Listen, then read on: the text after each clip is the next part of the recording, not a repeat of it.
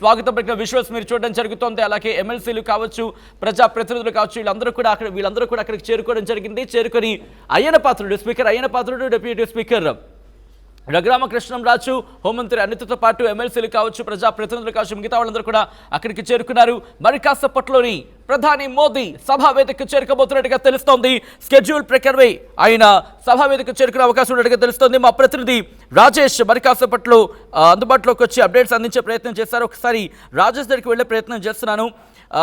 ఎందుకంటే ఈరోజు అమరావతి శంకుస్థాపన జరిగిన తర్వాత పరుగులు పెట్టబోతోంది అభివృద్ధి అంటూ ఇటు కూటమి ప్రభుత్వం చెబుతోంది.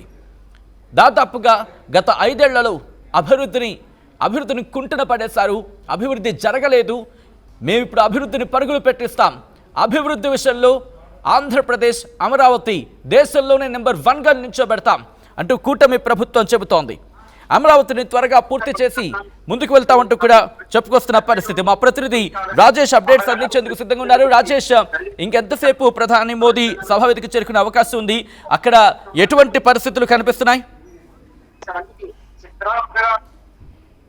మరికొద్ది సేపట్లోనే సభా వేదిక వద్దకు ప్రధాని నరేంద్ర మోడీ చేరుకోబోతున్నారు. ప్రధాని నరేంద్ర మోడీతో